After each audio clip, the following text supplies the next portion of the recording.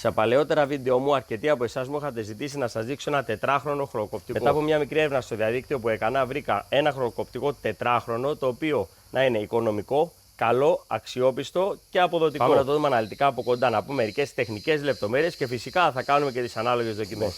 Και θα ξεκινήσουμε από την κεφαλή του χρονοκοπτικού. Εδώ βλέπουμε, έχω προσαρμόσει την κεφαλή με την αυτόματη μεσινέζα που χτυπώντας την βγαίνει καινούργια μεσινέζα και κόβεται στο κοπίδι, έτσι ώστε να έχουμε πάντα το κατάλληλο μήκος κοπής. Πίσω έχουμε ένα αρκετά μεγάλο προστατευτικό για να κρατάει ασφαλή τα πόδια μας και τους γύρω μας. Τώρα περνάμε στα χειριστήρια.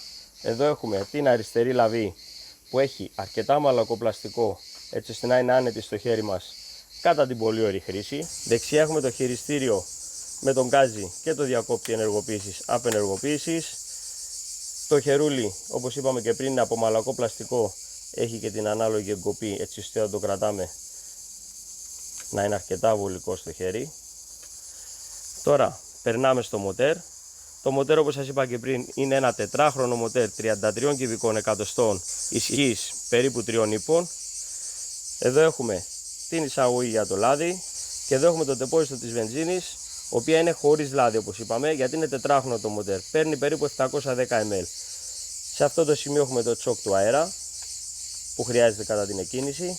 Κάπου εδώ θα πρέπει να σας αναφέρω ότι το μοτέρ έχει 8.500 στροφές, κάτι που το κάνει αρκετά δυνατό και αποδοτικό. Λοιπόν, τώρα πριν περάσουμε στις απαραίτητες δοκιμές, που είναι και το σημαντικότερο κομμάτι της παρουσίασης, θα σας δείξω τι παρελκόμενα έχει μέσα στη συσκευασία, γιατί και αυτό είναι πολύ σημαντικό. Έχει πάρα πολλά παρελκόμενα, κάτι που το κάνει και αυτό αρκετά δελεαστικό στην αγορά του. Και μετά θα περάσουμε και στις ανάλογες δοκιμές.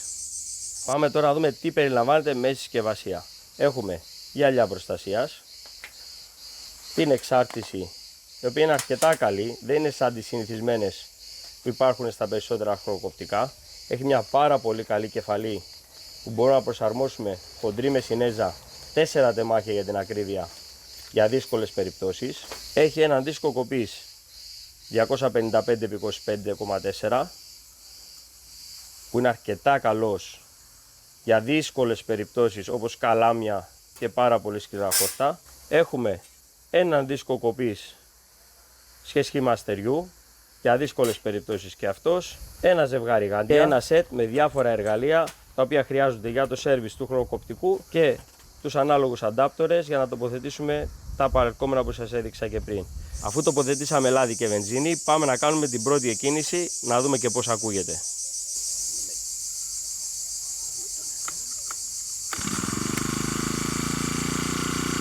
Λοιπόν, πάμε να κάνουμε τη δοκιμή. Τι λέτε, φύγαμε.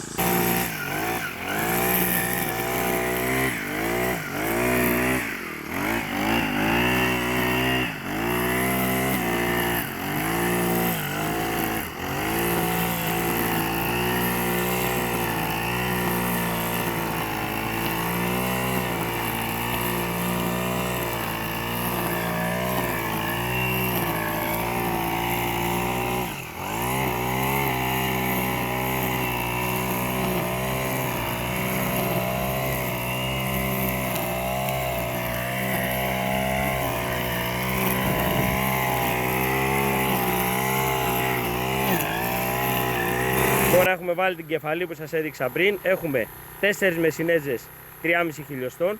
Πάμε να κάνουμε δοκιμή, να δούμε πώς θα τα πάει και με αυτή τη μεσινέζα.